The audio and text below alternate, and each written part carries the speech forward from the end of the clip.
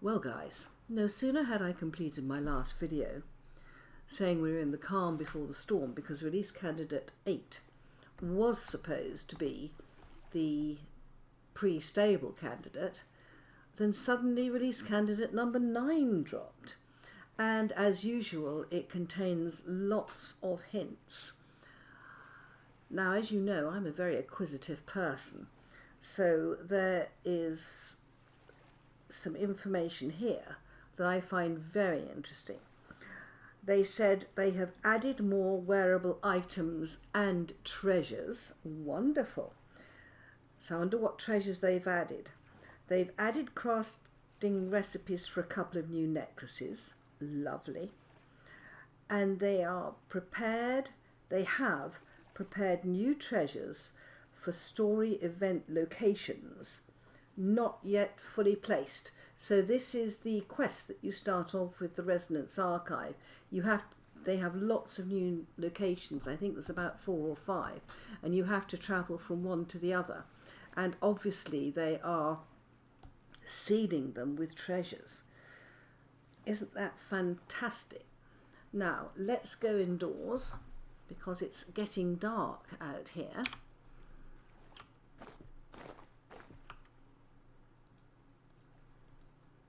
There we go. Waggling a carrot at my gate.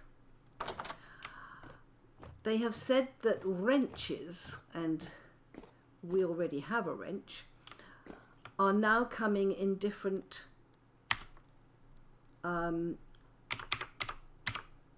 metals. Ooh.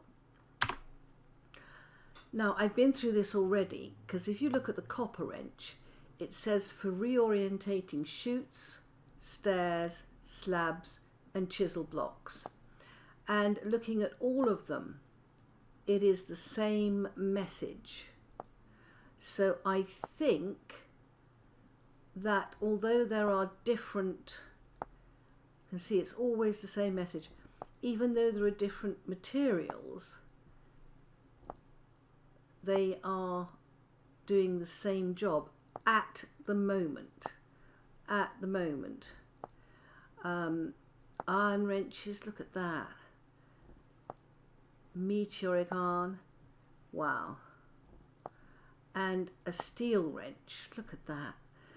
I mean, these are fabulous, absolutely fabulous. I love the different look of them. I like the way they're put together.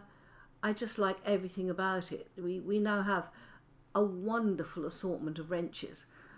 They all do the same job, as I said, at the moment, but nonetheless, I can see myself making every sort of wrench just to have that glorious array of tools.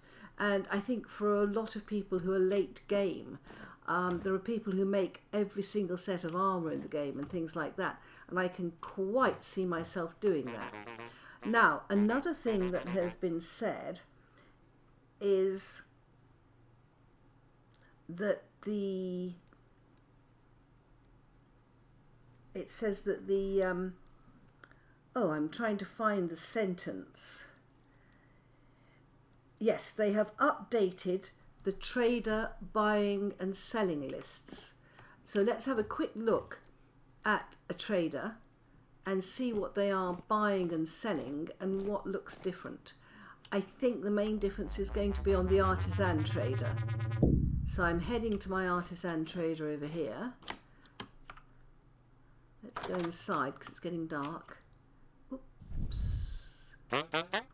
Okay, Temper. Got anything to trade? Look, cornflower. That's one of the new vessels. Isn't that wonderful? So, and look here. You can sell. Look at this reindeer herder saddle blanket. I wouldn't sell that unless I'd found one and had 2. But I mean, they really are gorgeous. Absolutely gorgeous. My goodness. So we've got our new storage vessels there. So that's what they mean when they say that these have been upgraded. So all the new storage vessels that I couldn't find in the previous video, we can now go round and over time we can buy them. Now, there is also another sentence about tapestries. Let's pop up here. And it says the new tapestries are now acquirable in survival mode. Now, acquirable is a wonderful word. I have checked around my traders and nobody seems to have a new tapestry. All the tapestries I'm used to are there. So it might be that we can buy them. I don't see why not. Acquirable is a very wide word.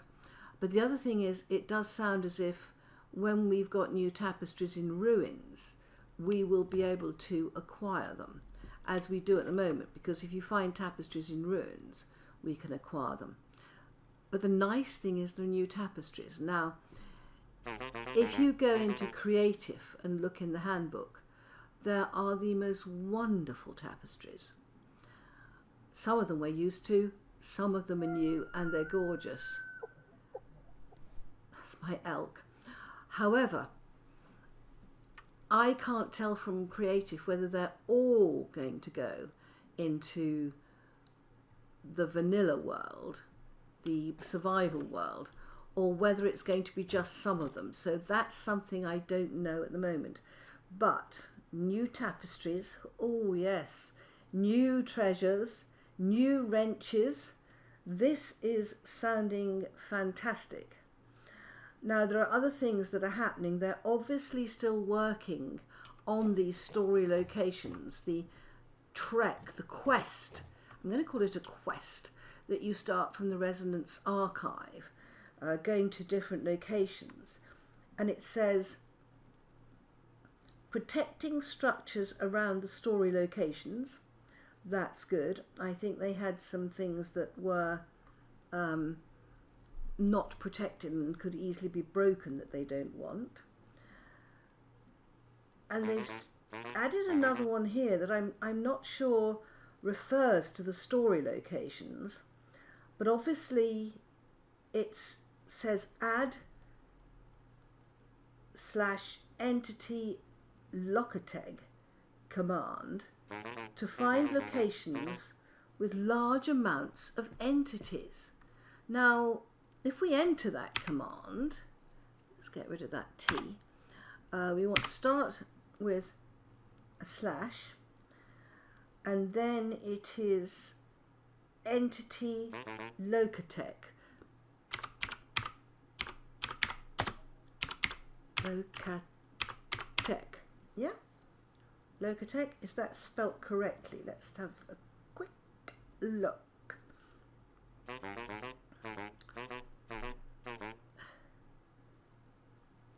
Locateg.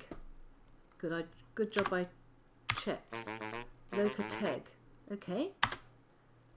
Oh my gosh.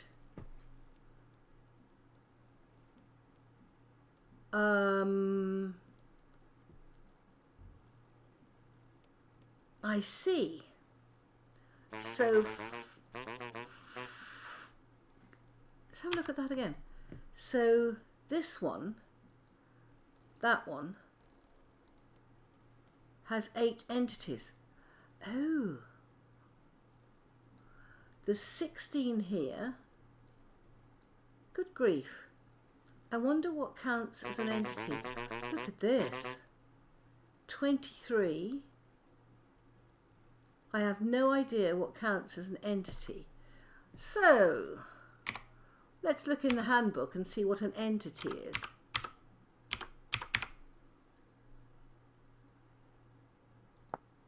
Okay. Night vision entity elucidation lens. I have no idea. I have a feeling it's hostile mobs. I really do. And I think one of those locations must be one of the Resonance Archive locations. So, interesting. Now, the other thing is that the OMOC pieces can now be melted in a crucible. Why would you want to do that? OMOC piece. Oh, because they're made of lead and gold. Wow, so if you get more Omok pieces, then you need to play Omok, and there are chests, and I know there's some in the Resonance Archive that have got these pieces in. You can melt them down into lead or gold. Nice, very nice. Okay, I hadn't realised the implication of that. Metal plaques can now be scrapped using a chisel. That sounds sensible. So that means that again, if we have a metal plaque that we don't want to use anymore, that we've put up, we can scrap it and put something else up. I think that's rather good. Now, there's all sorts of things here that I'm not sure I do understand.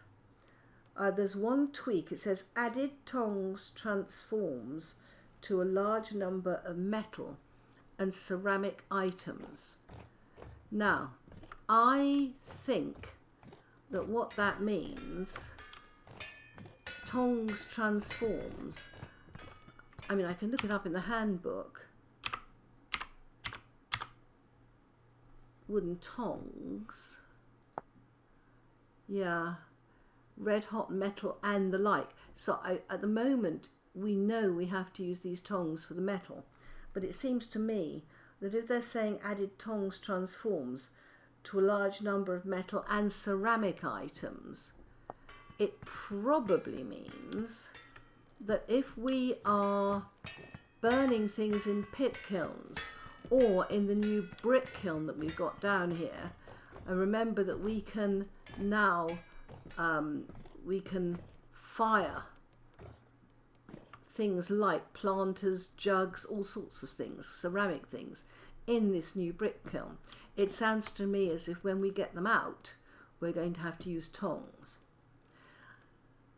It doesn't seem much of a hardship, but what it does mean is that the areas you're working in are going to have to be very brightly lit, because you can't have a lantern in your offhand and tongs. You have to choose one or the other. So it looks like we're going to have to use tongs to handle hot stuff. That does not seem unreasonable to me. If we were, you know, making ceramics in real life, I suspect a lot of them we would have to use tongs for, because they are extremely hot. Or let the kiln cool. That's the other thing. You can just leave them where they are until the kiln cools. But a lot of us like to get things out of pit kilns as soon as we can and then get on with using them. They've re-added the ambient bloom graphic setting. Let me have a look at that. I'm not keen on that one. That's not going to be there, is it? It's going to be in here. So, graphics. Have we got ambient bloom? We have. Changes the overall contrast and lightness. Has no effect on frame rate. Setting disabled, automatically controlled by game if dynamic colour grading is on. Good Lord. So mine's on 0. And I've had it on 0, I think, for a long time. And we've also got bloom here that I turn off. So this must have been re-added. We need to maybe have another look at ambient bloom and see what that does to know what the implications are. Okay, so the other one I did like is they've added more clutter treasure models. Wow, we are going to be overlaid with goodies. I tell you, going into some of these places, they're going to have as many treasures as our British Museum. And here we have also, they're preventing ruins from spawning at the bottom of the sea. I'm very, very grateful for that. I was going to increase the amount of breathing time I have, but it's even better if the ruins are not going to spawn at the bottom of the sea. Now, I'm hoping that that means there might be more on the land. I don't know whether we just lose the ruins that would have been there had the sea not been there, or whether they will keep the same number of ruins and we get a few more on land. I have a horrible feeling it will just be we lose the ones that would have been there had the sea not been there. But nonetheless, you know, it does make life easier if we're not trying to get ruins that are very, very deep. So that's another one. The other one I thought was interesting is that it's saying several villager clothing items had conflicting texture names that called graphical issues. Now, if you remember, I got very, very excited because I was looking at, it was Butcher, wasn't it? Yeah. Not there. Yeah. Nope. Where did I find the Butcher? I found it somewhere, and there was Butchers and Herbalist. There was also a Herbalist. So I found Herbalists and Butchers, and someone else told me there's a third one that they have seen. So I think that we are going to get villages with villagers in them. I hope that they are not the sort of villagers that you get in Minecraft who can be farmed, which I've always thought gave me an uneasy feeling that it was insanely cruel. I know it's only a computer game, but it's not something I really took to very well. But I do think we're going to get villagers, and that's going to be fantastic. Now, there's a lot of other things that have been altered, like incorrect temperature for bee hibernation. It was supposed to be at less than 5 degrees. It was actually less than 0 degrees. So, in fact, they've made that better. So there's lots and lots and lots of things that are just making it work properly. But I think I've covered the main ones where it looks as if we're getting extra things, where they've got features coming and treasures. So I think we're going to be a whole horde of acquisitive little souls by the time we've finished. I don't know whether you could ever collect everything. There are people who I know have made museums collecting every block in the game. I find it difficult enough to collect every shell, every mushroom, every tree, every flower. But with the treasures here, we're going to have some fantastic loot. So, even more to look forward to, guys. Bring it on, bring it on.